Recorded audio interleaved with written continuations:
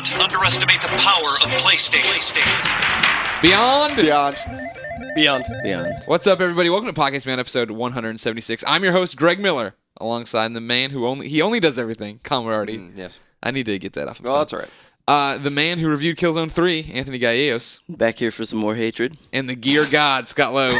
What's up? Nothing. How's everybody doing? I'm fine. It's an early... Colin, you're acting grumpy. I'm just not gonna acting grumpy. I'm just saying. You were sick. You took some days off. You came back yesterday. You're still sickish. Now you're here. Now we're in a confined space with him. Nothing can go wrong. If the internet is correct, I'm not contagious anymore. Oh, okay. But maybe I am. I don't know. The internet never lies. Do you want to apologize to all the orange juice advocates out there who took your word? Not even a month after you go on this tirade about, I drink orange juice every day and I never get sick. Yeah, so I drink like maybe a gallon and a half of orange juice a week. Probably, about a gallon and a half. And I hadn't gotten really sick for several years. And then the last month I've been sick twice. So I blame it on all the McDonald's you've been eating. That's true, yeah. That's what my girlfriend says as well. She also says that's why I'm getting fat. So the That's McDonald's You do look pretty fat, I must say. Yeah. You don't look fat. Don't listen to him at all.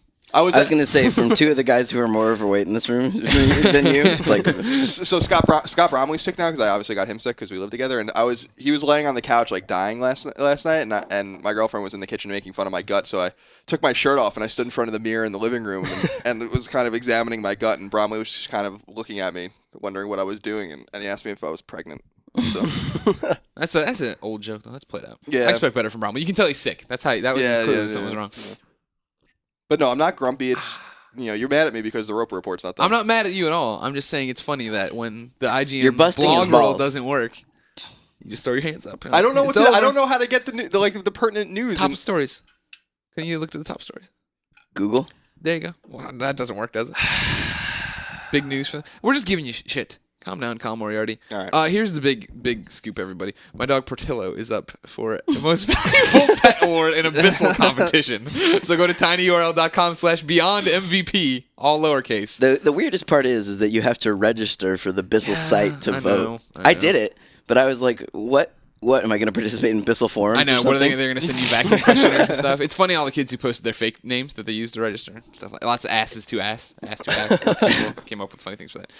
But the real big news, obviously, for most people who just checked in, we're giving away limited edition versions of Killzone 3 Hellgast Edition today. Do I get one of them? You do not. Okay. There are only 450 of these made. These are not the traditional Hellgast Edition. What this one does, Colin, get ready for it. The Hellgast statue head that comes with it, eyes light up. Really? Yep. Damn. 450 made. That's pretty cool. You can get. We have about 10 to give away, depending on if I give one to Tyroot. I'm not sure if I'm going to give one to him for the Daily Fix giveaway. So you have like a tangible 2% of the ones made to give away. Yes, can't buy them. This is like like a Uncharted Forester Hunters edition, Which I have. Oh wow, rub it in. Whatever. Yeah. Yes. Sick. Yeah. So you get the Killzone head lights up. You get the super voucher, the art book, the little figure. It's the Hellgast edition. You get the game too, obviously. So it's just the Hellgast edition, but the eyes light up, and it's super limited. Not gonna give it away right away though. So Dude, you you can stick put with LEDs us. in your headset yourself. Don't shut up. Don't do that. That takes away how cool it is. And then go onto eBay and sell it as a limited edition. Super limited. Yeah. Extra rare. Handcrafted. Let's begin the show with what is and forever will be the Roper Report. Time for some news. Also, top story, Clements isn't on the show. Yeah. People want to know what happened with that. It's his birthday. He's not missing it because of his birthday. He just could not come into work early because we have a very busy day. Many things going on. Oh, so he is coming into work at some point? Mm-hmm. You mean he's going to 3 Red Lights? Well, no, it's got a new name now. Everyone knows that, though. Don't try to sell him out. He's already sold himself. I just love watching the fanboys freak out when they think that he's going to switch over to Xbox. Yeah, we'll see. We'll see. He's already switched over to Xbox. Oh God, here he goes. No, I don't He gets so mad when you make that joke. Yeah, so as Colin hinted at, the Roper Report isn't in its normal form. There is no spun version of it. IGN switched over a very behind-the-scenes blog roll thing you wouldn't know anything about, and basically what it means is if we didn't go back enough days to check boxes, then they're not going to be there in the ancient blog roll. Yeah, that's how I basically get all the pertinent news is to just use our own blog roll. But when I went on IGN PSP today and went on recent stories, it was a few things from yesterday and then something from 2 months ago. Yeah. So well, that's because who gives a shit about the PSP? Well, that's true. But the NGP would be in between that and et cetera and so on. And basically we need to Maybe take a night tonight. I'll pour myself a glass of Cap Sav and go through and check Yeah, it boxes shouldn't be all that night hard. long to make sure I get what I need. We in can my do blog it. rolls. It's really not that hard. No, but nothing really happened. There's two things that happened. What? All right, tell me. Well, the anti-piracy thing, the jobs that Jim, I guess, had posted that Sony is looking to create like an anti-piracy task force for their next console. And then something Scott Lowe can probably talk about further, which is the rumors of a new PlayStation 3 that will be perhaps unhackable. They're going to call it. Well, I mean, I don't know how technically they would be able to achieve that because it seems like it's all software based, anyways. Like I thought it was hardware based.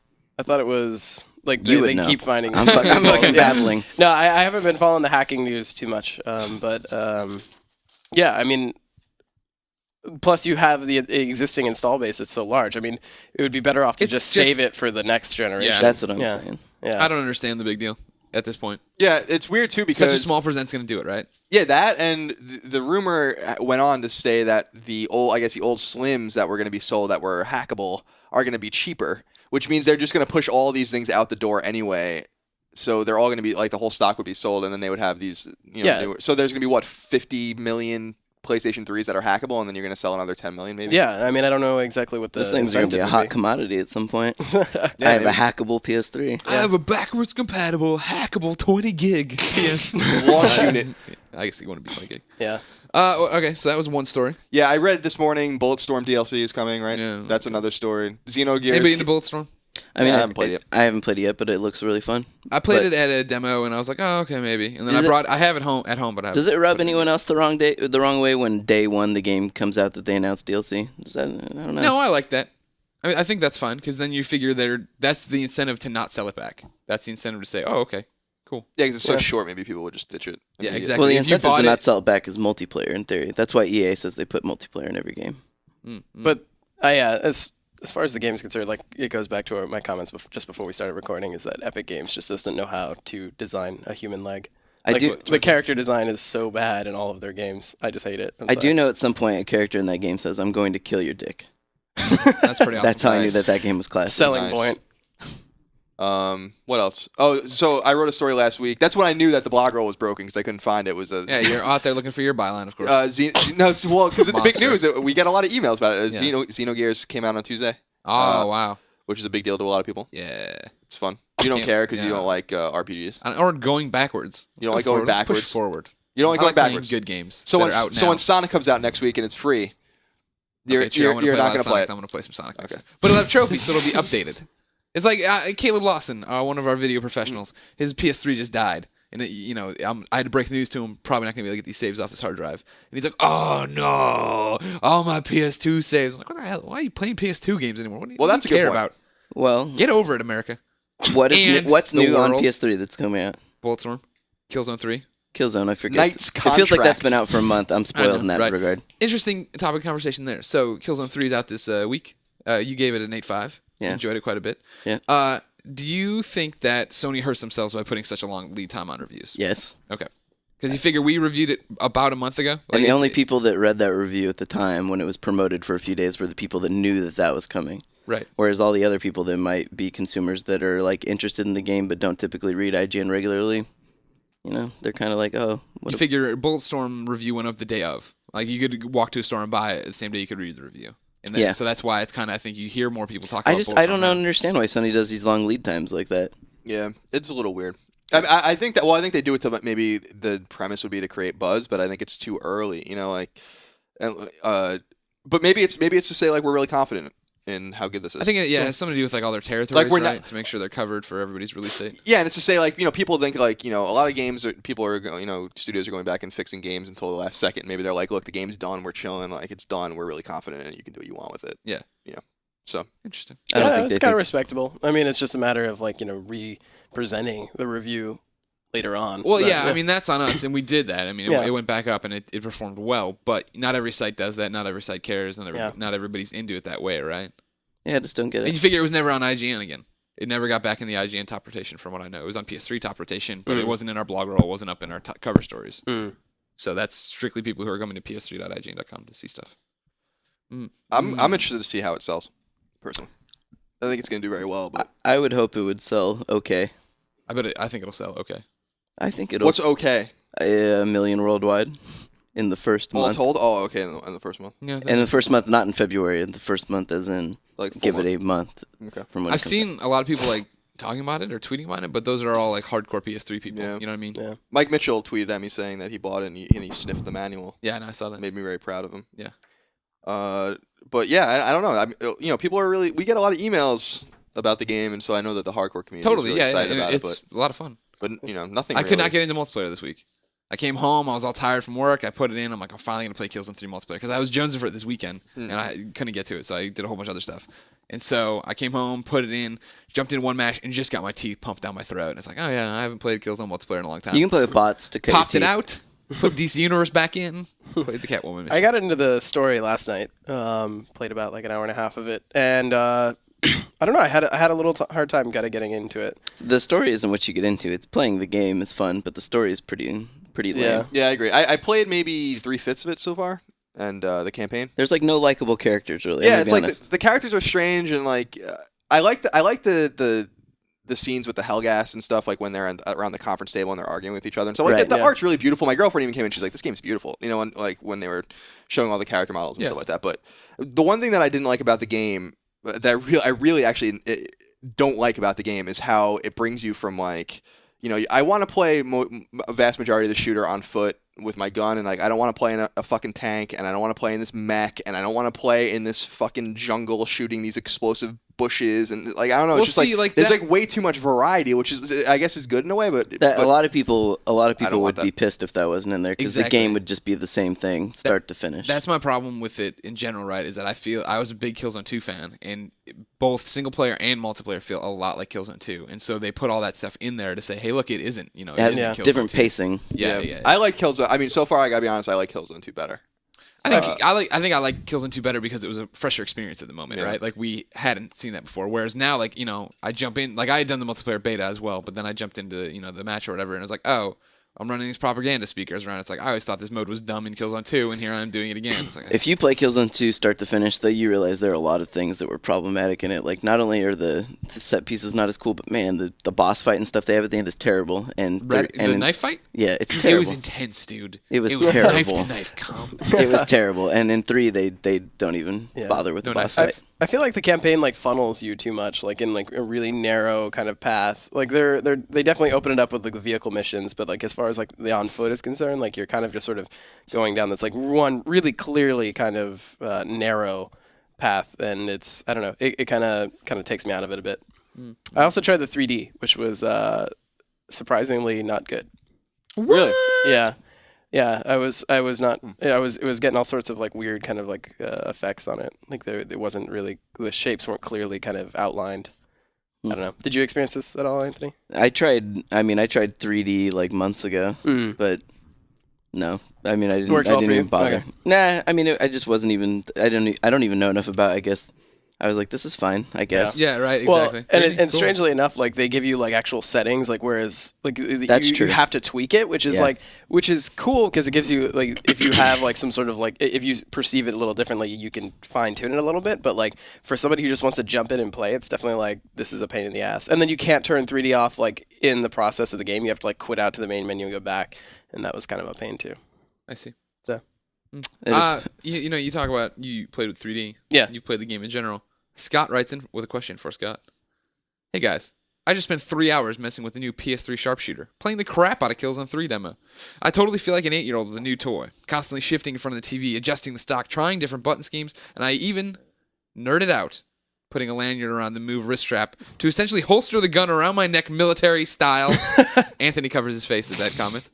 I don't even care all that much about the ridicule. Oh, the ridicule. He says ridicule, but the ridicule my wife and visiting mother-in-law are giving me. Too much fun to care. Any other Beyonders having this much guilty pleasure with a sharpshooter? I think it's an awesome peripheral. Like, I unfortunately am as one element of being the gear god is I get all sorts of like plastic bullshit that that you attach to your Wiimotes and stuff like that. And one of the things I outlined in the review is the fact that like most of them have like an actual kind of like trigger system that like has to pull on the existing trigger of the Right. of the move or or the Wiimote, and this thing is awesome because it all goes through like digitally, so you don't have to worry about that. Like it's all super accurate, and the way Killzone 3 was designed around it is amazing. Like it's totally fluid. It's a little awkward at first, but you give yourself like 30-45 minutes, and it's a lot of fun. Okay. So check it out. Anthony, why'd you cover your face when he's using a lanyard? I don't know, because that's a certain level of shame that even I don't go down sometimes. But we've had lightsaber battles in the office. That is not true. We've never had a lightsaber battle. You had your lightsaber. Now and I I I had my have lightsaber. a lightsaber. Yeah, we whipped them out, and then we fought over Damon. You did tell me a story though about Warhammer that I thought was really funny. I mean, about I you have being plenty in the of shameful stories of Warhammer. Oh, we all have plenty of shameful stories in general of being nerds. I didn't leave Sure. my house all weekend and played DC Universe nonstop. Didn't shower either. Did not shower. Really? Yeah. Oh yeah. No, I don't do that. Jeez. Me and Steimer lead a blessed life. I wake up 3 hours before her and go play DC Universe, and then she'd wake up and go play another game that I can't talk about because she's reviewing. Oh, okay. And then we'd eat dinner, and then we'd play more games, and then eventually go to bed.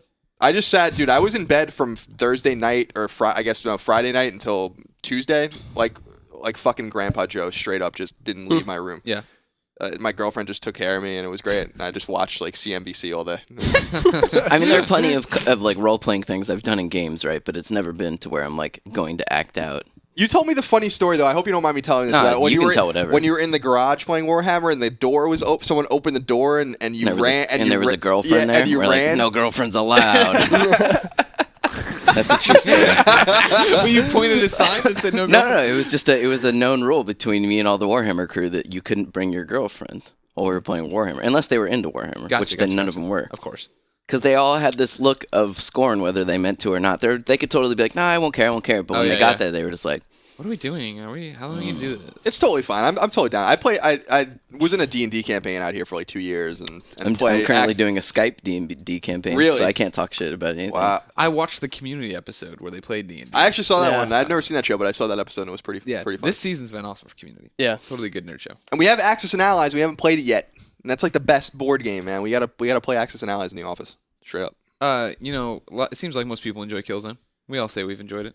It's good. It is good, really good game. Zach Burgess writes in and says, "Hey Beyond Crew, I have an extra Killzone 3 DLC code. It includes the retro map pack and voucher for 24-hour access that unlocks all of the weapons and abilities in multiplayer." Read it.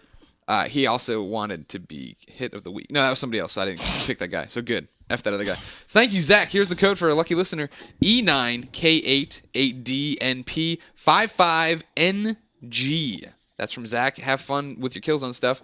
Now let's talk about the Hellgas Edition. How are we giving these away? Anthony, I asked you, how are we going to... Anthony, I said, we got 10, maybe 9 limited edition light up Killzone 3 Hellgas Editions.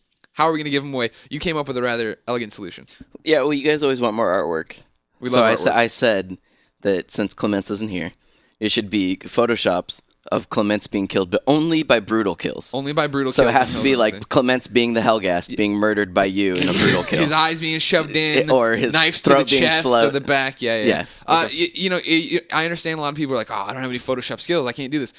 It could just be stick figures. We don't mind. It can be... Okay, it doesn't even have to be Photoshops. You can even draw it. If you draw and do some badass art, that's fine too. Totally. I was thinking on the way here, I will automatically, the first person who sends one in of vegetables with eyes acting it out, that's an automatic win for the first person who does that. I think anybody who does it in MS Paint should immediately get one. What I want someone to do is I want someone to print out Ryan's face like on a big piece of paper, and I want them to wear go up to your mom and be like, "Mom, can you just put this on for a minute?" Or cut watermelon behind it where they just put their shit's gushing out. Oh God, I love it. And then have your dad take a picture of brutal killing your mom, not literally, but with the Ryan Clements mask on, with the Hellgas maybe painted over it, hand painted. Man, we've given you a million easy, awesome ideas to become a legend for killing Ryan Clements. And then dad snaps a picture, your mom takes the mask off, you send it in, Greg gives you a Hellgas edition. I've got a feeling Clements is not going to like this very much. It'll be funny when he doesn't listen to this episode, and like 3 days from now, he's like, "Why is everyone sending in all these violent images?" Yeah, right. Also, last week I said, Clements admitted today was his birthday. I said someone should send him a pizza. A listener apparently did that. Apparently at 11:40 there's gonna be pizza here for Ryan Clements. So if that happens, good job. He's not gonna eat it though. I will. Me and Colin will destroy it. I wasn't asking for things Clements wanted. Send him a giant apple. I don't know what the kid eats. iPad. Dave wrote in, though, before we get off the Killzone train here, Anthony, and he said, is Killzone 3 a must-buy for any PS3 owner? Yeah. Yeah. I would say anything that gets an 8 or above that's a PS3 exclusive is a must-buy. I mean, honestly, why else do you have a PlayStation 3, in my Uncharted. opinion? That's what I'm saying, right? So the reason I have a PlayStation 3, I own all consoles, right? But the reason I have my PS3 is because my shelf is almost entirely composed of PS3 exclusives. Like that, Sony does probably the best exclusives. So, and this is another great one. Well, I guess that's not, I guess to be fair, I should say, if you don't like first-person shooters, you're not going to fucking like Killzone. There's, That was my thing. I've never. It's a really, really hard genre for me to get into. So I was really taken aback last time with Killzone 2 that I got into it and played multiplayer for like 2 straight weeks every night. The multiplayer is fantastic. But then like this one, I totally am. I don't know. Just don't have that spark for it. It's scared. I lost something. The Hellgas lost something for me in their clear move to another one. I think they should just buy White Knight Chronicles. All right. Is that the end of the rope report? We got anything else? Yeah, I know. Oh wait, hold on. We got other things to piggyback off of. Scott Lowe. 3D you were talking about doesn't work well in Killzone. What did you think of it in MotorStorm Apocalypse? We went to a MotorStorm multiplayer event. So we wrote a cool feature, and we have a good video preview, but we're waiting on more stuff for the video preview. That's why this feature is not live yet. So we saw the game in, like the multiplayer modes kind of detailed and in 3D, and it looks pretty awesome. I mean, I thought it is that great. feature live? No, but okay. we're free to talk about it. I mean, It's not like we're embargoed or anything. Okay, yeah, cool. So the 3D looks pretty awesome. I mean, the racing games and first-person shooters, I think, are the best implementation of 3D because you really need that sense of depth in both. Yeah.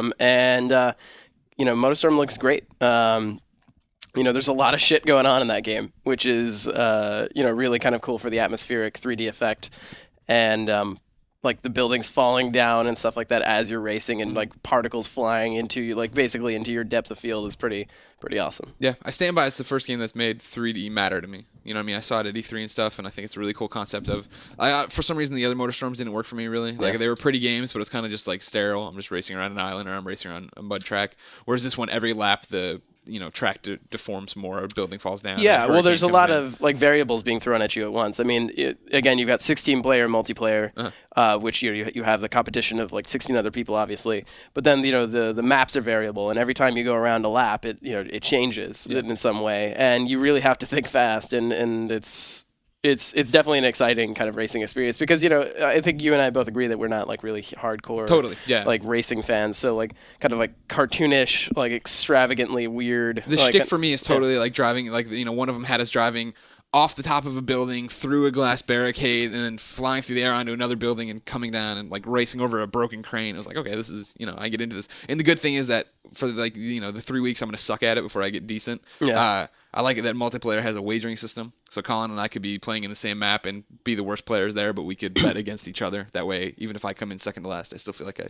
beat Colin and won my wager. So is the premise of the game then like there's like it's an apocalypse? Yeah, what has happened? So they're still racing during the apocalypse? No. What basically happened, right? Well, yeah, that's true. But what happened is, like, basically it's, not a real city, but it's San Francisco-like, and there was an earthquake, a devastating earthquake. So the place is in disrepair. And then MotorStorm people are like, yes, we're going to race there. This is what we're going to do. Instead of just helping the Red Cross. No, totally, like, You're hitting people. You're hitting survivors. Wow. You're running people over. Yeah. That's pretty hardcore. Well, I'm just saying, stay out of the streets when the real earthquake happens here. All right, Colin? Well, when the real earthquake happens, I don't think it matters where you are. It's a little close to home. I feel like this game should be banned. No. I can't wait. But there are also like crazy stuff like big tornadoes that come ripping through the map and stuff like that, which is, again, for the 3D effect, like seeing that off in the distance and getting a real sense of how close or far it is pretty cool. They should have called it like MotorStorm Rapture or something. Too many religious connotations.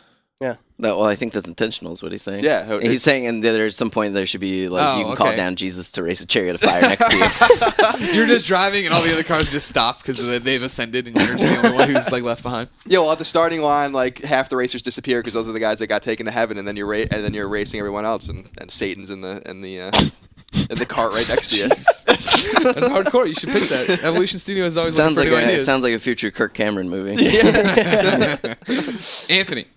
We've already talked about Portillo being the Bissell MVP, hopefully. If people I voted for him. I know you did. I know. You can vote every day. So I expect you to come back. Well, now that I've went through the trouble of logging in, the hard work is done. However, we were calling you MVP this week as well. Why was that?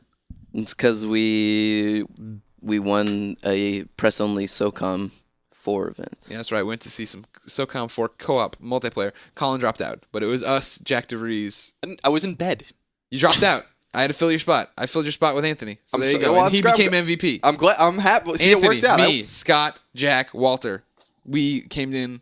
We wrecked shop. Okay, Destroyed. I still feel like multiplayer. Walter was MVP though because he we died. All of us died because the competition was who can get through this level first. Yeah, there was 3 teams. Of We 5, all went. yeah. About halfway through, we died, and then the second time through, we almost all died, and then Walter brought us all back from the brink. Yeah, so I guess, are we live on that stuff Yep, yet? that went live Okay. at 9 a.m. Okay, so A special thanks to Jack DeVries for not contributing to the article.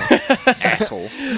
so yeah, if you're unfamiliar with the co-op mode, because I guess nobody would be at this point. Cause, Well, they've read IGN, I'm sure, at 9 a.m. They were Yeah. refreshing and found it. But Oh, sure, yeah. yeah, go Yeah. ahead. So Bring up if- to speed on what the yeah, co-op so is. if you're unfamiliar, it's a 5-player online. It's not local though. You can't do Correct. yeah. Yeah, So, you can't split it 5 yeah, ways. that'd be stupid.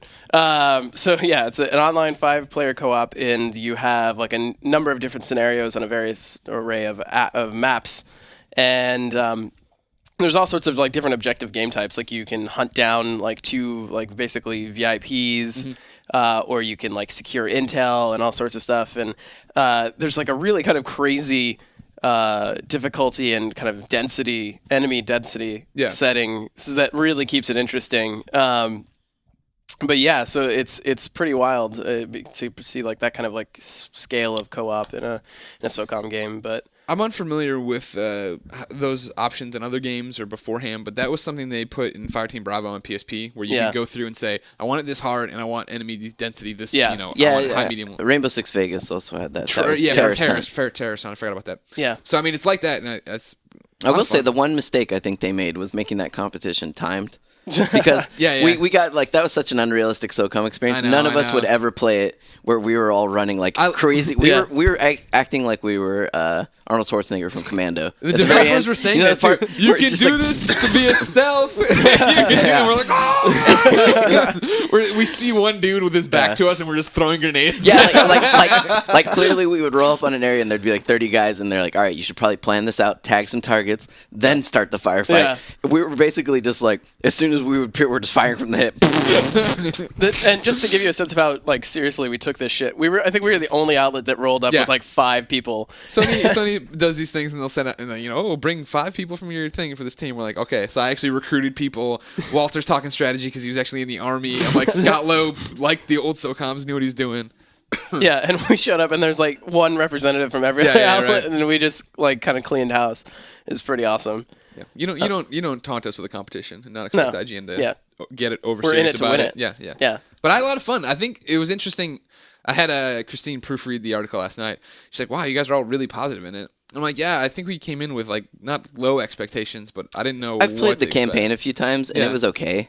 Yeah. Like I wasn't blown away, but this like I was like, oh, co-op is actually maybe the reason. It might be the reason to buy this one. SOCOM for me has always been about multiplayer, and as I say in the article, like I've always been big on like the objective-based game types, because like death matches in any game like really get old for me. Like I love like a good kind of like strategy-based kind of team play multiplayer mode, and like though adversarial is probably a little more interesting for me because like you have like opposing teams that are actually like built of other people. Yeah. The enemy UI or AI is actually really. They were flanking us at times. Yeah. They were like making moves, especially remember in one of the practice rounds, it was just you alive at one point. Yeah. And they kept coming, and they kept trying to come around walls at you. And we're like, fall back, Scott. You gotta go back. Yeah. They kept every time I would try to shift. Vantages, like they would like kind of like intelligently kind of work around me, and it wasn't just sort of like they were running at me constantly. Like they were like a few were like staying back and trying to like take pot shots at me. Like it was pretty crazy, like the level of intelligence of the AI. And another thing I say in the article is I just love how like kind of like creatively you can approach a scenario. Like you can you can decide to have your whole team go stealth and go at it and try to like wipe everybody out quietly, or you can go as we did, like guns blazing. Yeah, I was using a shotgun. And Jack DeVries, the decoy, as we came to call him, because he literally just ran out and died repeatedly. That final one, we all had 30 kills, and he had like 15. Yeah. So what was the one thing, like I know I haven't read the article yet because I just got here, but what was the one thing I felt like we all probably thought the same thing could be improved, which for me was I really had to pixel hunt to heal someone. Totally. There was Like I hated that. If there's no video, I don't think I've it up for the thing, but like you walk in, folks, and you'll see somebody on the ground, and you have to go up and hold circle, but the window for it is super tiny. So I would be over bodies getting shot at just doing this like shimmy dance. And meanwhile they're screaming like, "Why aren't you healing me?" And you're like, "I'm fucking trying, man." Yeah. I don't know. For me, I was kind of like bummed out on some of the map designs because like it's linear to a degree. Like you have to go like in a kind of in one direction, but there are a lot of different ways you can go. And there was that one map where like we were so concentrated. Or I don't know if you were in this, Anthony. Actually, I think this was before we got into the actual competition part. But whoever I was with, like we basically were so focused on just wiping out the missed AI. an objective. Yeah, we passed like all the way past. Like I mean, not even like we had to backtrack a little. We had to like go back to like almost sort of the beginning of the map to get these objectives because we were just so focused on. And it's easy to do that because there's just so many enemies to take out. So like I don't know. I feel like it could probably be a little more clear. At least maybe the presentation of how the objectives are placed. I don't know. Yeah. For me, I just wish that there was something that when a person's down, they could do. Like other games have done a good job with that. Like if you get down, you have like a Left 4 pistol. Dead, still being able to shoot. Exactly, just from the ground. or maybe even just being able to crawl to where your teammates are. Yeah. You know, just being down and kind of helpless is kind of annoying. And I enjoyed though, like when somebody's down, you can pop smoke to cover them and then get in there and get out. You have to do that or you're gonna get shot pretty much. Yeah. Well, and one of the questions you posed in the article was like, how would hardcore SOCOM fans kind of like look at this? I don't know if I would consider myself hardcore, but like I was pretty into 2 and 3, and I would say I was pretty satisfied. I haven't seen the multiplayer to be honest, but I think the presentation of the co-op is really easy for people to jump into, which was pretty great because you can get kind of like more diverse audiences in there. But like it's still definitely like you definitely have that element of strategy, and the weapon loadouts are very personalizable. Like you can actually have like kind of an elaborate setup, and I think it kind of preserves the best of both worlds, at least in the co-op. So yeah, I mean, I think in general they're trying to make this one much more mass appeal in the sense that like, for instance, I mentioned in the article that like they have a woman character in your squad and stuff, and I'm not trying to be sexist, but that would never happen in Navy SEAL unit, right? Ever. And everyone has like unorthodox haircuts. G.I. Jane. And obviously they're going for a much like, this is a cool group of dudes this time around. It's very much less. It's not super militaristic. Exactly. Yeah. That's not necessarily a bad thing. No, yeah. And honestly, I don't think they can do that anymore for tens of millions of dollars. Yeah. There's just the SOCOM audience alone, the hardcore isn't enough to support that. Well, weren't the first 2 games, or like 2 and 3, like actually like co-produced by the Navy or something like that? There's some kind of involvement. Yeah. I don't think this one is quite as heavily involved. I mean, obviously maybe the Navy's like trying to redo their image. We're cool. you can totally come here and wear like a tank top and go fight. Backwards hat. Tank top back. Go to your recruiter today. Colin. Yes. Can't wait for this Motorstorm. Looking forward to some SOCOM co-op. But those are months away. If I wanted to know... SOCOM's April. What month is it? It's February. It's the end of February. You have to wait like 2 months. All right, so months works. Thank you. You just got Killzone. PS3 exclusive. I had that a month ago. And it's 2 months away from another PS3 exclusive. Jesus. Colin, if I wanted to know where to go for games, where'd I go? You go to the official upcoming... Oh, wait. Damn it, Colin. I messed up. It's the Official disease. it's the official list of upcoming PlayStation software on all 3 platforms by the IGN editors. Do. Nothing on PS2, of course. I think I don't know if anything's ever going to come out on PS2 again. Madden? I think WWE All Stars is coming out on PS2. Really? Yep. So we'll see it again. We'll be back for you, my friend. On PSP, Ease 1 and 2 collection came out. 6.5 from Lucas Thomas on IGN.com. Yeah, we could talk about that. You're not a fan of that score? No. I think that's fair, just because they keep releasing those 2 games. Yeah, that thing's been on everything. And it's like really a re-release of a 10-year-old re-release. So I mean, that's actually a totally fair score. Was it this week or late last week that they announced that the PS2 was like the highest selling console of all time? Like PS2 finally broke 150 million or something. That would have been good. That would have been good to talk about in the Roper Report. Yeah. Sorry, Would it do your just job. occurred to me. No, it's fine. It's my fault. Apparently, right? Yeah, apparently. On PlayStation 3, Killzone 3 came out. Right. Bulletstorm, The Blob 2, Hey, I've heard good things about that. and Knight's Contract. Okay. And do you need what's on a PSN as well? No, I got that. Okay. I have the PSN list here of all the digital stuff. Remember, on the PSN, this is your the voting periods right now. You can go take place for the PlayStation Network Gamers Choice Awards. Colin and I have an article up on IGN telling you how to vote if you need to, have your mind made up for you. Go vote for a space shooter for $2 so you can get 60 cents off on it. It'll be great. Yeah, exactly. Well, you vote on these games and then they get a discount and everybody's happy. A space shooter for $1.40. Next week, Pixel Junk Shooter 2. Is it next week? Yeah, Oh, March man, 1st. right around the corner. We got GDC next week too. Maybe you'll get a GDC Diary. Maybe you'll get a really crappy Beyond. Who knows? We'll see what happens, listeners. It'll be fun for everybody. Space Ace, Days of Thunder NASCAR Edition, Alien Breed 3. Those are your games there on the PSN. You got a demo for Dragon Age 2. There's already a Lego Star Wars 3 Clone Wars demo. Look at that. MLB demo. Xenogears out for $10. You got some add-on content. Killzone 3 Retro Map Pack, Reclaim Territory for $5. Fallout New Vegas, Dead Money came out for $10. A whole bunch of other crap. Colin, Lens usually interested in reads that? off. Yeah, I am, but I'm going to wait for everything to come out first. Because I want to go back and play it on hardcore mode, get the platinum, but I don't want to play, 2 more times. So, I heard Dead Money wasn't very good anyway. I watched Steimer play that, and I played a little bit like it. I was like, this is terrible. I would never. It's the Mothership Zeta of Fallout New Vegas. You run around with a slaver collar. You have to listen to these beeps nonstop. If the beeps too long, you get killed. No, thank you, sir. No, thank you, sir. Colin, did you know that there's Mega Man Legends 2 avatars, serve bot, sweeping avatar? I saw that, yeah. You gonna get it? No. What the hell's your problem? It's interesting that they're doing that, and I wonder if those games are going to come out. I don't think those PS1 classics are out yet. Maybe it's a primer.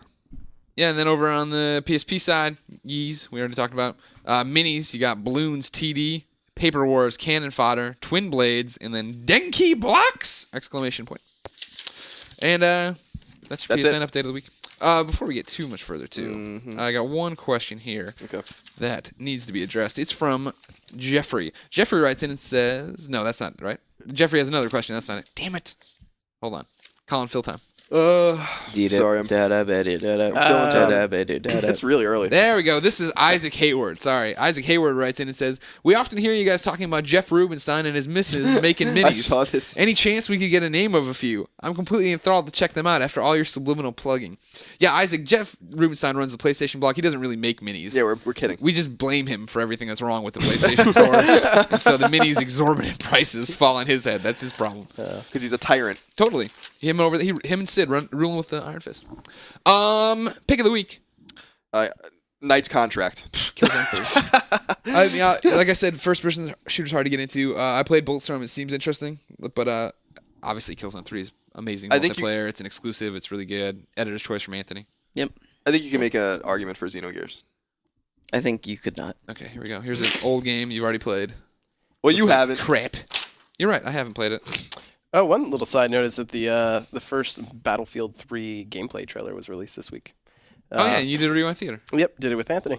Oh my God, look at you two. Yep. Tell me about it. Friends I didn't see it yet. That game is really, really... It'll blow your socks off. Yeah, I mean, Crysis looks really good, but you're like, that's what you expect from Crysis? Yeah. And Battlefield, you're like, oh, Battlefield games, they look all right. And then this one... It fucking is the best looking, probably the best looking games of the year, easily so far. Well, you look at the trailer, and if you haven't seen it, it literally looks like a cutscene, but it's not. It's all actual gameplay. Yeah, no, Okay. it's This isn't a Killzone 2 trailer. No, this is all gameplay. Allegedly, of course, it could be PC, but it probably is. it most definitely is. But it is all gameplay, and I mean, it's the first showing of Frostbite 2 in action, and their what's it called? Ant? Yeah, so as part of that, they also have like a new kind of like character animation system. That's what blows me away. Yeah. That's what makes it look like it's a cutscene, because the way the characters move is the way the character moves and the way your perspective works. Like you can when you fall through a building, it's not like you're just looking down. Like you actually see your legs and your whole body. It's like very much Mirror's Edge like. That's what I will say, is that's one thing Killzone's always done well, right? Like First I talked person about experience. Yeah, and other games are finally getting on board with that. Like not cutting away to black all the time, which Killzone 3 still does sometimes. But I'm saying of when you fall and stuff, you're not just a camera sliding down a tunnel. You have feet, you have arms. You know? I mean it's so detailed. Like in the fact that like at one point you see one of your like comrades getting shot by a sniper, and like particle effects go flying off on the front side. There's like dust from the desert. And then the back, there's actually blood, like dedicated blood splatter that comes out of the back, like spatter that comes out of the back. It's ridiculous, like the amount of like kind of particle effect details. Nice. So check it out. Rewind Theater should be live already, I think. Yeah, it's live, I believe. Yeah. Cool. So I'll promote it then on ps3.ign.com. Yeah, I think we're gonna learn more about it at GC. So. Oh, cool. Oh, real quick, just it reminded me. Did we figure out yet in Killzone 3? Did they figure out the perspective? Did they fix the perspective? Yeah, issues? it doesn't look like you do. Sev is not 4 feet tall. That this was time. the worst. Did you run into that? Like running into people's belt buckles? I guess I never really paid attention to that. That was one of the first things I did is walk up to people. Like, yeah, if you walk up to someone, like you're looking at their crotch. Oh yeah, I guess I never realized that in 2. No, Yeah, as far as I know, fixed that's that. definitely not a problem in 3. Yeah. Okay, cool. Yeah, that definitely was. That was I would have noticed that. That was really bad. Yeah. I want to commend you. Somebody talked about a first-person shooter, and you didn't bring up Singularity. So. Well, I can if you'd like. Nah, you want to talk about Raven? No. Let's go to the listener mails here. Remember, if you want to be part of the show, like everybody who we've talked about already, beyond@ign.com, you could write in just like BJ Boo did. BJ Boo. BJ Boo says, with games like Heavy Rain, Mass Effect, and Uncharted hinting at highly cinematic future for games, how long do you think it'll be until we see directors from the movie business start committing themselves to directing games? Like Guillermo del Toro. Exactly. It's already happening. That's what you don't know, BJ. Steven Spielberg. Yeah. Yeah, Boom Blocks was just a Boom Blocks was a masterpiece. fucking great game. It was, but I mean, come on, Steven Spielberg didn't have to put his name on it. Didn't Spielberg was heavily involved in the original Medal of Honor, wasn't he? I don't know. I think he I was. was like 2.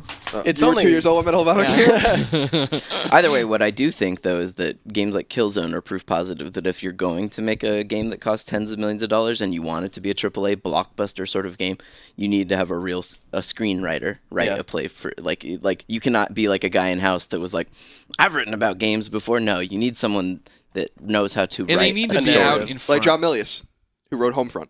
Well, I mean, seriously, right? He is an accomplished screenwriter. Yeah, that is the game's big draw, I think, to a lot of people, actually. Yeah, totally. If you're going to try and do a story-driven thing, you need to have someone that knows how to write a compelling story. It's only a matter of time before Michael Bay gets in on the game thing. And That wouldn't be that bad. You watch those movies, you're like, this could be a game. Yeah.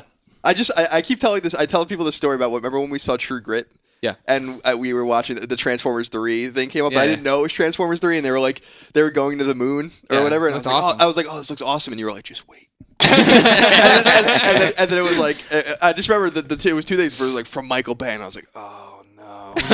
But they were still. I was like, all right, it still looks cool. They found a derelict spaceship on the moon. This is great. This is a cool thing. And then it's like Transformers 3. I was like, oh god. You fell for it. Yeah, we all fell for it that first time. Loosely related note: have you seen the Apollo 18 trailer? Yeah. Yeah. That does look. I haven't seen it. No. What's it about? It's basically an alternate reality Okay. where Apollo 17 wasn't the last moon mission, and like Apollo 18 actually happened, but they covered it up, and basically they go there and there's like shit going on the moon and like crazy like I like this. alien stuff. I love it. It's Fuck Yeah, I do yes. too. I can see this trailer on the internet. Yeah, All right, now I'm talking. I think we have it actually. it's on An idea. IGN.com. You say? Maybe. Oh my goodness. There's a lot of really interesting sci-fi movies coming out soon. yeah. Like, there's that one called Monsters, too, that I want to see. I think it's just called Monsters. It's just about, like, Mexico and part of the U.S. is just completely taken over by aliens that came to Earth, and it's just, like, cut That off. sounds familiar. When Like are we, Resistance. when are we gonna get Little Monsters 2? That's what I really want. Remember when he made a kid drink his own pee? Oh my god, Howie Mandel, you're terrible. Okay, that was Yeah, Little yeah. Monsters. Fred Savage, Dude, Howie Mandel. that movie was that movie was like in an era where children's movies could have parts that were like truly fucked up. Yeah. Yeah, if Like you the look part where the guy rips his face off at the end and stuff. Like, I was a little kid, I was not okay with that. Yeah. Yeah, that was like what, late 80s, early 90s, late 80s? Early 90s. Early 90s. Yeah. Kindergarten Cop would not have been made today. No, Like they can't do any of they that kill shit. someone at the end. Like, Yeah, I'm they pretty kill sure- somebody in the end. a school, right? And he's Yeah. like shooting up like a crack den in the beginning. Yeah. It's pretty awesome. Yeah. I tell you, they just don't do them. Now, Scott Lowe, All right. interesting story about you. What? Anytime I invite you on Beyond, Yeah. it seems like I must broadcast it via mind waves, and then they give me more gear questions than we normally get on Beyond. Yeah. So Tony wrote into beyond@ign.com and he said, I am look for a good mic for my PS3 and was wondering what you would recommend I should get. I am not sure if I should buy a Sony PS3 mic or just as good or better by another company. It comes down to whether he wants a mic with a headset or not, really. Yeah. I mean, do you want like audio through it, like kind of like a gaming headset where you don't actually have to like use a sound system, or do you just want something you could communicate with, like a Bluetooth headset? In either case, like you could even answer this. I mean, you're a pretty big fan of the Astro stuff. I love the Astro stuff, Yeah, Astro. But is, Astro stuff's really expensive. It's really That's the expensive. one downside Yeah. to it. So seeing as how Tony's having trouble constructing two sentences, yes. I don't know how old Tony is. Probably not. Yeah, Astro stuff is also hard to obtain. Like if you don't want to order stuff online, because like they don't have retail distribution. yeah. So Astro stuff is like my personal pick on on like what I use, but I've seen all sorts of stuff. Actually, Anthony reviewed the Logitech. Yeah, the Logitech wireless one's really good, It's especially for the PS3. F540, Is that the one? Does that one play the sound of the TV? Yeah, through it's it? Okay. stereo sound, but the quality is actually really good. Yeah. And the voice chat and stuff works flawlessly for PS3. Turtle Beach also has some stuff. I mean, they're kind of like pick and choose. Like, I'm not really a fan of everything I they also do. have a Turtle Beach wired headset, and it's okay. Yeah, the P21 I think is what I'm thinking of. But it's cheap. It's super cheap, and it's wired, and you have like integrated audio through it. They also just introduced a new one that's coming out. It's like the P51. It's wireless. It actually has integrated Bluetooth, so you don't actually have to connect anything. So you can actually connect directly to your PS3, and that's like 7.1 wireless surround, which is kind of cool. But as far as like if you're just looking for like a mic, obviously any USB mic for PC will work. But if you like the Bluetooth stuff is obviously preferred. You liked the new Sony headset, right? Yeah, well, I was a fan of the first. It was a little uncomfortable. Like, I mean, it definitely hurts. I used it all weekend playing DC in another room, and it was killing my ear by the end. The new one is a little better. Is the new one the one that comes with SOCOM? Does the SOCOM come with the headset this time around? I feel like it does. Last time it did. I think it comes. Confrontation is the one they debuted the last one. That's I think right. This one, I bought Confrontation. But I think this one does too, because they just there's already one out. The new one's already on the market. You can go buy it. It's like it looks sleeker, but pretty much. It's much more kind of like mainstream looking. And I think there's either a special edition Killzone one that's camouflage, or it comes packed in with a camouflage. Yeah. Oh, okay. I forget. Yeah. So Bluetooth headsets are obviously like I like the fact that the PS3 supports Bluetooth because you can use it with your smartphone or anything too. Like it's not like when you buy an Xbox 360 headset, that's all you can ever use it with. Yeah, Whereas like this is like kind of like it's a better like kind of value added investment. So. Yeah, check out the official Sony one. It's good for both. If you're into the camo thing, wait for that. Colin. Yeah. You're quiet on that one, mainly because you use a Rock Band mic to play multiplayer games. Oh yeah, the famous picture of me using a Rock Band mic to play Resistance. Cooper has, That was good stuff. Cooper has a couple of questions for the man that only does everything, Colin Moriarty. Yeah. The first question is about Mega Man. Okay. I downloaded Mega Man 9 from the PS Store about a year ago, but I've yet to beat a single level in the entire game. I was wondering if you had any advice that could help me out. Didn't you write a guide? Yeah, I wrote guides for 9 and 10, so you can use those. I actually think I have a video on Insider. I think there's a video of me beating Mega Man 9 in like under 30 minutes. Nice. So he can look at that and see what he needs to do. Okay. If you don't have old school sensibilities, those games are going to be really, really hard. And I keep telling people that, So if you don't have any old school experience, you might not even want to bother. I'm surprised he wants to keep going after losing so much. I would have just been like moving on with my life. Yeah, exactly. It's so funny to me. Like for instance, I'm really bad at like puzzle games. Like Adventure of Lolo is like the bane of my existence when I was a kid and stuff like that. The game was like so hard, and it's just funny to me to see like people really struggle with Mega Man games. They're just not that hard. People. They're hard, but they're not that hard. Yeah. You could practice over and over again. Cooper, he's got things to do. Cooper's other question is a test for Colin's knowledge of U.S. history. How many Gilded Age presidents can you name? Gilded Age presidents? Yeah. Probably all of them. All right, give me 3. Your top 3 Gilded Age presidents. I don't even know what that means. What's a Gilded Age? Gilded Age is like the beginning of Reconstruction until like 1901 or so. Cool. 1900. So like it's 1866. Like Nixon. Yeah, Nixon's a Gilded Age president. I don't know how time works. I don't know, like Grover Cleveland and Chester Arthur and McKinley and Fillmore. Ulysses S. Grant. No, Fillmore. Yeah, isn't he? No. Oh, no, Millard Fillmore's in the 1840s. Oh. So that's bunch of fat white dudes. Yeah, it was like it started with I guess Johnson and Grant were the first Gilded Age presidents. McKinley and maybe Theodore Roosevelt, if you'd consider him a Gilded Age president, were the last ones. That's basically it. All right, Gallegos, you're about to be taken to task by Sean. No, whatever. He's not taking this. A couple weeks ago, Anthony Gallegos said there's better third-person shooters than Uncharted, based on shooter mechanics, not story, etc. At the time, I didn't pay much attention to it, but it must have stuck in my subconscious. 2 weeks later, something clicked, and I realized since I love third-person shooters, I need to know what these games are. I guess Vanquish is one, but what else? Oh, Vanquish. Are you kidding me? This kid Watch out! You got Colin in the room. Vanquish, no. Vanquish is awesome, dude. I'm sure it is, but it's not a better third-person shooter than Uncharted, even. But no, definitely not. Gears of War. I mean, you don't have a 360, but Gears of War is. Well, he might, yeah. Gears of War is a fantastic third-person shooter. Like the story and everything, whatever. Yeah, but it sucks, but the mechanics are good. They it's do fluid. great It looks cover-based shooting. That's the knock, not the knock or whatever, but that's the downside to Uncharted, like you were saying. Not that it's got a big downside, but you're in cover and you're popping out and you're a reticule kill is just this circle, and you're thinking you're hitting him in the head, but they're taking 2 shots in the eyes. Again, Gears of War doesn't have all of the climbing the terrain or anything like that. You know, I mean, Mass Effect 2 does a pretty good job. Mass Effect 2 is a pretty decent third-person shooter, and I will say the Ghost Recon Advanced Warfighter games were also great third-person shooters, and those are available on PS3. And SOCOM seems to do it pretty well. Yeah. Like When that comes out, I think that'll be a good third-person shooter. Well, because you could swap. It's much. That's one thing I noticed is that it's much easier to swap in and out of first person this time around. Rainbow Six Vegas games were also good third-person shooters. I mean, they switched to third-person when you go into cover from first, but yeah. All right. Matt Hazard. Carlos Eduardo Burrows Lassis writes in with a question pretty much directed at me, so I'll keep it short. I want to ask Greg, what does he think about the DC Universe Online endgame now that he's reached level 30 with 2 characters? Is there a lot to do once you hit 30? How is the endgame content, etc., etc.? My first MMO, as I've said before, so this is my first endgame. I at first was very turned off by it. You know, it's just some duos, some alerts, then some raids. But to do the raids, you have to do the duos and alerts to get the better armor, to get to the raids. It's all very repetitious. It clicks for me now where I want to do it, and I'm totally addicted to doing it. But it is one of those things where I'm just every night, if I have time, doing the exact same thing I did the night before, where I go through and beat the same enemies to get, the Mark of Triumph, to hopefully get enough Triumph to go buy the next piece of armor, to come back and do it and have everything be easier. So it's totally a grind of just getting better loot and getting better items and stuff. But I do enjoy it, but it's probably because I play with a lot of good kids. Did you get a platinum in that yet? No, because I've been hooked on this part of it. I still haven't gotten... I think Christine has more trophies than me because she did her second character as a different class, so she got a different trophy out of her. I'm still going to, but I'm still playing as Taylor Swift on the Redemption servers. IGN Super Pals is our league name. You're welcome to come join. This gives me a chance to strike back. Yeah, you better get on it, though. You're not. I haven't played Sly 3 yet. I can get a platinum in that. Okay, that'd be good. You didn't do any of the Sly games, though, have you? I started them, but yeah, it fell off real quick. Okay. Sinister Kazoo writes in, just want you guys to know, I've been listening for a year and a half now, and there is a serious bromance brewing inside of me.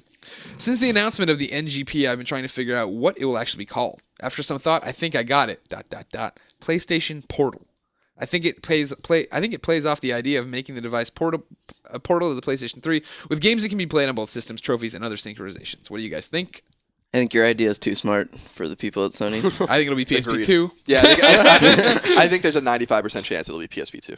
I'm wondering if they'll just go back to almost sort of how movies just sort of rename, go back to the original you think name. It's gonna call it PlayStation? PlayStation Portable. Yeah, and not even brand it PSP. Just because PlayStation they went Portable. to the kind of the acronym after the first the first iteration. So I would imagine they'd probably just go back to the PlayStation Portable. Okay. A real quick addendum. Somebody wrote in who was smarter than us, Colin. Really? Last week we talked about the DC Universe Online not being traded in. We were like, I don't understand how a disc can be tied to a system. Justin wrote in. He's a big MMO guy. He said what really we're talking about here is the activation code that comes inside every game needs to be activated to start your subscription, to start your username. So it's not that the disc is dead or anything, but you can't buy an activation code off the PlayStation Store. Oh, so that thing is just an extension that you buy on. The disc is pretty much just to install. And what it checks to make sure you have the disc when it starts the game. But it's just like World of Warcraft. Like World of Warcraft, I could throw away my discs at this point. They were really just good. I bought the box for that activation key to say that I have bought this. Gotcha. Interesting indeed. So if you wanted to trade it to someone, like a friend or something, you would need to also give them your login information for your account. Which is silly. What are you doing, Scott? You're making music over there. It's like a banjo string. Yeah. What do we got here? Oh, okay. So this is something we need to touch on. Well, okay. Anthony writes in. He said, not you, Anthony. I know, it was me. Oh, was it? Okay. Yeah. He writes and says Beyond. Yeah. The Beyond crew seems to have problems with people who don't appreciate their reviews. Taking a stand on any issue with an opinion always opens you up to criticism. Isn't this to be expected? People have a passion or love/hate for a game that you may have reviewed. Shouldn't we expect in a free society that people will respond to your opinion, even unintelligently, because you take a stand? All right. He's almost done. I am curious because it seems thin-skinned on some level that most editors/reviewers on the podcast are emotionally affected by comments posted after their review. All right, first off, this guy probably doesn't post anything in the public eye. But second of all, it is totally a free society, and exactly for the reasons he said, I have the right to be like, fuck you. Because it is a free society. My response, right, is that, to quote the Tech 9, Act like a bitch, treat him like a bitch. Act like a punk, treat him like a punk. I have no problem. I have no problem with constructive criticism. You are welcome So do I, to come but to me. 90% of the comments on IGN are like, this person should be killed and dragged through the streets for a game that I have not played. You are fucking gay. Go suck Microsoft's cock some more, you asshole. Yeah. You know what I mean? Like, that's the one where it's like, well, no, then you're on blast if you want to talk shit. You know what I mean? When you write to me and say, I totally do not agree with your score for Uncharted 2, this or blah, blah, blah, blah. That's great. If you can write to me and back it up, if you can say that my Dead Space 2 review sucked and this is why and show me why and tell me what you didn't like about it, more power to you. Thank you for being part of a conversation that makes me a better writer. But when you just say, yeah, I'm a fat jerk, then no, that doesn't help. Well, and it is so hostility charged. Like, even when people have, like, constructive criticism, it's always, like, shrouded in just, like, again, like, the kind of, like, fuck you, this is stupid, and I here's can't why. believe you get paid for this. Yeah, exactly. Sorry, I made a mistake. Yeah, you know what I mean? Exactly. And, you know, people always do it in the public spectrum too. It's like, if you really want to like have a cool like constructive dialogue with an editor, email us. I mean, we're pretty, you know, a lot of people do that. Yeah, and it helps out. Yeah, you know, we love to engage in that kind of conversation. Obviously, we're busy, but I mean, like that kind of stuff is a much more effective way to kind of voice your opinions on that sort of thing. Yeah, I totally agree. I mean, I think that my goal is to try to raise the level of civility if I can, you know, which is what like I was kind of trying to stress when I wrote that blog that you and Scott, Greg and Scott were part of, or whatever, when we wrote the NGP predictions piece, which was 100% right. Like 100% right. We guessed Scott really guessed everything. A week before the NGP was announced, we said, hey, what do we think the PS2 is going to have to succeed? Yes. And we went through all this stuff, and then in the comments it was, a quad-core processor? Is that right? No. Yeah. Oh, you guys are fucking stupid, you jerk-offs. It's like, then it had it, you know what I mean? It's gonna have like a camera, and it's gonna have a touchpad. It's like, it's gonna have all those things. So then I just took all of everyone's douchebag comments, attached their names to them, put them on my blog, and just fucking posted them and embarrassed you. And if that's what you want to do, then that's what I'm gonna do. And if you want to raise the level of the dialogue, note that people disagreed with us in that post and did it respectfully, exactly. and I left it alone. You're allowed to say it won't. I don't think it's going to have a quad-core processor. It would kill the battery life. Yada yada yada. Not just you are fucking stupid. Yeah, because people said that and I didn't post their comments. But I mean, we want you to have those kind of. That's what I'd love to see the comment thread become.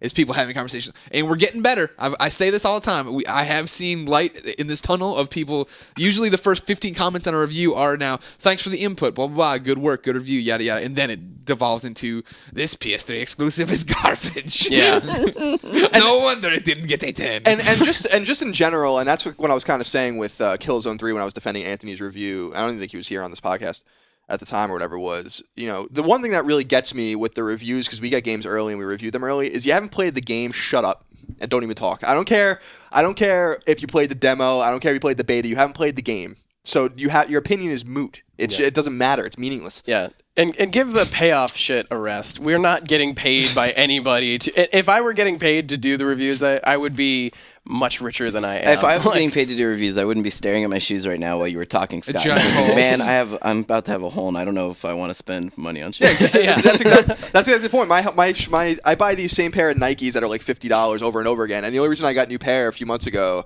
was because like I was walking in the rain and my feet were like soaking wet. That happened with my old Converse. Yeah, it's like it's a little insulting to insinuate that. If you come see how we live, I don't think you'll think that. But yeah, the thing that really gets my goat is just people talking about games and rating games and having opinions about games. You can't have that opinion before you play the game any more than like we talked about. You know, it's like looking at a book and judging it by its cover. It's you don't do that. It's stupid. And are we thin-skinned? I don't think so. I think none of us would do this job if we couldn't take the constant 300 comments of how stupid and fat we are. So, but I think it's one of those things we all care so much, and we do podcasts like this where are completely personality-driven, and that we want to talk to you about everything that we say. Oh, yeah. I just go home at night and cut my legs. Oh, no. to get through the pain. Yeah. And I'll just say that nothing that a reader has said to me has hurt me more than like some of the things my history professors have said to me. And what about things I say to you? What? What are things I say to you? Yeah, sometimes you call me late at night and just say really mean things to me and then hang up the phone. Well, come on, you worthless piece of shit. But if someone's saying like, well, you get paid for this shit or this review sucks, is nothing like my professor like taking a red marker to my capstone and putting X's through the first 10 pages and telling me to rewrite it. Yeah, that hurt more. Yeah, I know. I think that was a lot of us went through that in school, right? Having an article in J105 for me put up and like just picked apart of what I did and how I misspelled the same name. I spelled it one way and I spelled another, and I turned this in as work. I was like, Jesus. Yeah, and don't get confused by like us being aware of your comments and us caring about your comments. Like it's like oh, yeah, right. Yeah. Just because we bring it up doesn't mean we're like emotionally torn by when it. we do the comment corner where I do the reader voice, that's us. That's what we do in the office when someone posts a stupid comment to a review. Yeah. When you post an intelligent comment, chances are we talk to you about it or talk up to ourselves, internalize what to do and how to do that better next time. So I always put up constructive stuff, always have a conversation. Joined by IGN. Finishing off this week, we have Jeff Kinsley. He sent this from his mobile. He's writing and he says, Beyond. Dudes, I may be joining my wife on a business trip to San Francisco in the coming weeks, and I thought it would be a great opportunity to meet you for lunch or drinks or something while she's working. That is, if you are located in San Francisco. I'm a big fan of the cast. You guys get me through many a mundane workday, and I think it would be awesome to hang with you for a bit. Beyond. Of course, Jeffrey, we would love to have lunch with you. We will gladly do that with any reader who wants to have lunch with us. You can email us at beyond@ign.com and we can set something up. That's the easiest way to do it. And yes, we are located in San Francisco. Just show up outside the office and start screaming. Do not. See, that's the thing you don't do. We've talked about this before, I think, but to reiterate, never just show up at the IGN office. That's a quick way for us to not engage you at all. Not because we don't want to meet you, but because we're so incredibly busy here. That's a very politic way to put it. I was thinking the actual response from me might be because you come off like a crazy asshole. No. It's just I would love to meet everybody who stops by, but you need to book as long as that you way you can you can see the office. We can go grab lunch and then we can. I mean, we had a really nice time not too long ago on a Saturday night with some readers that. From Kansas. Yeah, what was that? I feel bad. I already forgot their names. They're my friends. You would have just left it that you would have been fine, but no. I feel. One's got a funny Twitter name. It's like Sir British or Lord British. Lord British, right? Lord British. And they're my friends on PSN now. They were very friendly. We threw back some beers and had some KU cheeseburgers. Fans, though. And That's stuff. a problem. That's a problem. So that was really nice. But they made plans. They were very polite and approached it ahead of time, so we knew and stuff like that. So if you want to do those kinds of things and we're free, then yeah, cool. Right. We'll go drink. That's Reader Mail. Remember to be a part of the show, beyond.ign.com. Remember, if you want to win one of the limited edition Eyes Light Up Killzone 3 Hellgast editions, you need to send in some kind of image, art, something. It needs to be art, one way or the other. Well, anything can be art. I don't mind. Exactly. I don't That's mind why movies. I just said I art. don't mind movies. I don't mind vegetable dioramas. I don't care. Dude, I'm telling Anyways, you. it's got to be Clements getting killed in a brutal kill from Killzone 3. I'm telling you, I want someone to print out Clements' face. Yeah. And just have like their mom or their dad wear it and take a picture of like the mom or the dad doing the brutal kill on the mom or the dad wearing the Clements face. I want a stop motion film. Special points for stop motion. Yeah, okay, cool. So there's a million ways to win this thing. Send them in to beyond@ign.com. The contest will run until next week, which Clements is is gonna be so 177. I Just wanna don't see tell them. it. Nobody mention them. I want to see a sculpture. A bronze. Like somebody, like basically the death of Caesar or whatever, like where like they're kind of like a cradling him, and he's like, I want to see that with like Clements with it like Hellgas helmet on. It's be creative. There's only 9 of these or 10 of them. I don't know why we keep saying 9 or 10. 9 or 10. No, I haven't talked to Tyree yet. It I don't It just even know if he depends wants whether it for one's the day giving fix. one on the day of Yes, fix. yeah. Oh, and Michael Gulato. He won our art contest last week. I still haven't sent out his package. I'm going to try to do that at the end. That's the good thing, too, that you'll all be happy to know that I don't physically have the Hellgas edition, so you'll actually get these in a timely manner, seeing as how I'm terrible We really about should just send the packages out from 150. That was 27 episodes ago. 27 weeks ago, people won T-shirts, and I have not sent them out yet, and some other games and stuff. Anyways, that's enough. You got anything else to add here, Colin? Yeah. Don't own up to that. Just say that you sent them out. I don't know why you guys haven't got them yet. Well, for GDC next week, GDC. There's definitely some cool like hardware stuff going on. The Xperia Play, which is the PlayStation phone, will be kind of like the first hands-on we'll have. So we're gonna do, I think, some videos and stuff on that. Cool. Tune in for that. And then there are 2 NGP panels. Yeah. So there's a lot. Sony's doing their normal bloggers lounge, and there'll be a lot of games and presentations. Colin and I are out there covering. Yeah, Greg and I will be walking around the Sony areas. Yeah, Sony's one of the few booths that actually shows games. Yeah. If you see us, come say hi. There will be some kind of podcast beyond next week, maybe a GDC Diary if we can do it, because there's more parties and more. Yeah, Thursday's busy. Wednesday and Thursday are busy. If we piece it together like we used to. You just need to take a portable recorder and find the That's what we did at E3. We could do that like we did at E3 and just sit at a table and do it. Okay. So that's 176 in the books. As you know, we end the show with a song. Oh, before I forget, follow IGN on Twitter at IGN. Follow me at GameOverGreggy. Follow Colin at No Taxation. Anthony at Chuff Money. You want me to explain that? CHUFMONEY. Yeah, explain it. 1 F or 2? Chuff is 1 F. But so apparently in Britain, it actually means like vagina a lot of times. But I didn't know that. But what I got it from was the dwarf Warhammer book. Uh-huh. And in the Dwarf Warhammer book, it has a lexicon that gives language, the dwarf language. And chuff is a piece of cheese that a dwarf keeps under his hat for emergencies. So it became my username for all my dwarf characters I made. That's awesome. And then I was playing this Super Nintendo game called Vegas Stakes. Uh-huh. And you signed into the hotel, you were able to put signs for your name too. So I put chuff and a $sign because I thought that was hilarious. Yeah. And so then that just turned into chuff. Nice. Why do you need cheese for an emergency? You're a dwarf. Well, Nourishment. nourishment in case you get the mine collapses. Oh, okay. I just wanted to verify. Yeah. Scott Lowe is LOWE IGN. all one word. Slow IGN. Yeah. But not like slow, but slow. Yeah, like Remember, my go first to- initial last name, IGN. tinyurl.com/ what is it? Crap. Beyond MVP, all lowercase. All of that's lowercase. Go vote for Patillo. It's for charity. If we win the I've got a feeling you're $10,000 going to prize. skyrocket to the top. It's charity for two things. It's charity that you get some shit to help you with your dog. True. Yeah, I'm not trying to pull the wool over your eyes. The main thing is I could win $10,000 to give to the charity of my choice, animal Right. charity of my choice. I could also win $500 in a vacuum or something, or $500 in pet supplies and a vacuum. Nice. Honestly, I just think Portillo can win. Or not even The picture of him is very cute. Not even that he could win, but that my D-list internet fame could push him to win. That's what I'm trying to do. That's all this is a test of how popular Beyond is. Your life on the Anyways, D-list. we end on a song. If you ever want to send one in, send it to beyond@ign.com. Just like Isabel, a.k.a. Rabid Gummy Bear, did. She says, "Hey guys, love the show. This is a song my husband wrote while he's stuck in Afghanistan with an injury he sustained in combat. Anyways, this week was our 6-month wedding anniversary, and I think it'd be really awesome if you could play it at the end of the podcast. Or just give him a shout out, as his name is Dave, and tell him I love him and can't wait for him to come home safe. Beyond, and thanks a bunch if you do play it. You're welcome, Isabella, a.k.a. Rabid Gummy Bear. Dave, thank you so much for your service and for a kick-ass song and for listening to us and everything else. Mm-hmm. Get home safe. Yeah. And, keep listening to Beyond. Beyond. Beyond. Beyond. There you go.